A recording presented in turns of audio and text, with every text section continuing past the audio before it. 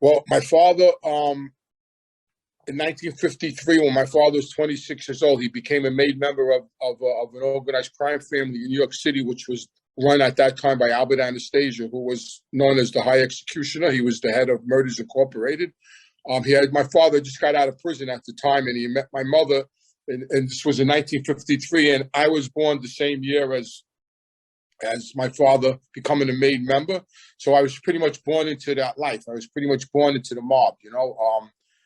So growing up, my early years, my father had a great reputation. He was a captain in the Gambino family. Later on, Carlo Gambino became the boss after Albert Anastasia got assassinated. And then my father was under him, and then Paul Castellano became the boss, and later on John Gotti became the boss. But my father was in prison then.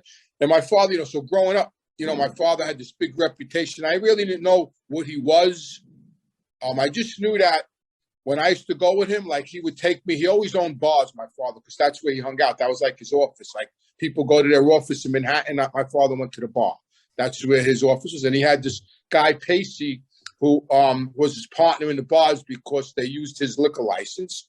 So he always had bars with this guy named Pacey. All my life, I literally grew up in a bar.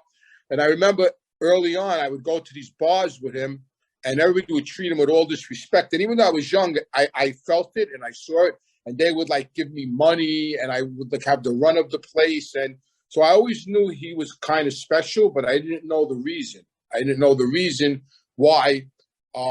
But I knew there was something going on that wasn't like what that was going on in my friends' houses, because their fathers went to work. They were truck drivers. They worked, they were carpenters. They were like all legitimate guys. Even my uncles were all legitimate people. So even when I stood by my cousins' houses, even my uncles were different.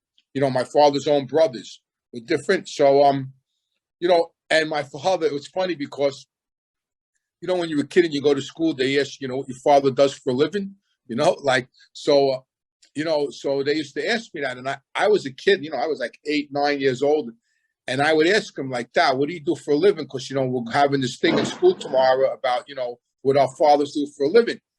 And he would tell me that he worked in a dry cleaners, because he had a guy that owned dry cleaners, and he was on the books in the dry cleaners, like a no-show job, for his taxes.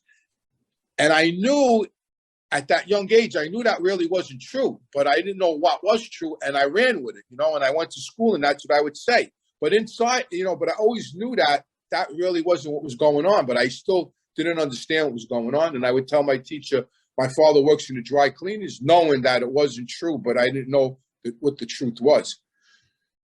So, I don't know, when I was like 12 or 13, because back then in New York in the 60s, we all hung out on our block. That was the thing. Everybody stood on their blocks, and everybody stood in the summer. Everybody was outside on their stoops, like you see in the movies, them old movies of New York. That's how it was when I was a kid.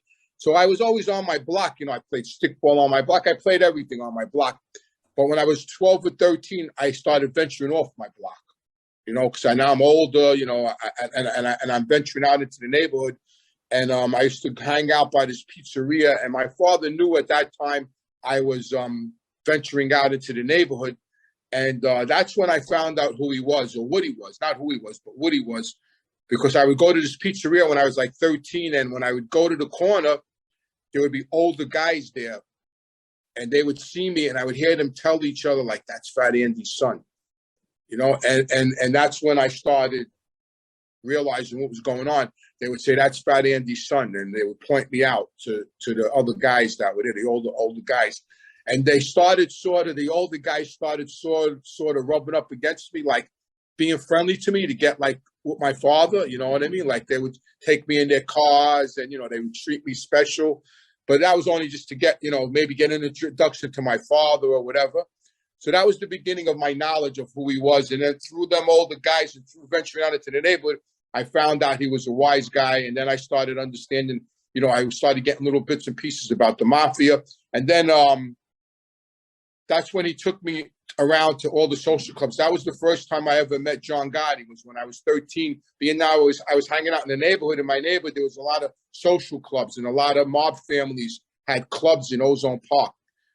Like almost every family had a club in Ozone Park. So my father took me to the clubs and introduced me to the Genoveses. And and like, this is my son. If you see me in the neighborhood, look out for him. Because he didn't want them to hurt me, or he didn't want me to get hurt. Like, you know what I mean? Like, if I did anything stupid, he wanted them to know I was his son, so they wouldn't fuck me up. You know what I mean? So he started introducing me to these people, and then he brought me to the Bergen Fish Club, and that's when the first introduction I had with John Gotti. He introduced me to John, and this is my son. If you see him in the neighborhood, look out for him, and and pretty much went from there. And then naturally, once I started hanging out in the neighborhood, I started picking up bad habits. Now I knew my father was a criminal.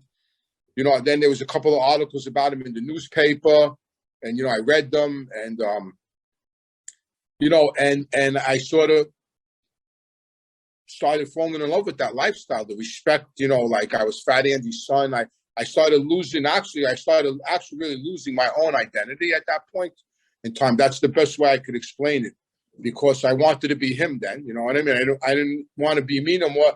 And I really didn't know who I was at the time, but I knew I wanted to be him. I wanted to be like him. He became my idol. My father was my idol. And then actually, so now I started getting in trouble on my own. I started smoking weed. It was the 60s, smoking weed, drinking beer, taking LSD, all that bullshit that went on in the 60s. But I didn't know if I wanted to be a hippie or a gangster yet. I was still confused. Yeah.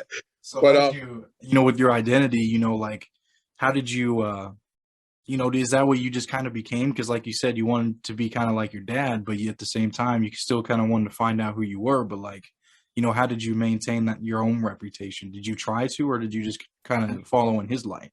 That's a very good question. Hey, thanks for watching this clip. This clip came from one of my interviews I did in the past. Please hit subscribe if you want to get more clips like this. Also, if you want to watch the full interview, I'll put a link in the description. Or you can hit the button on the screen to watch the full interview.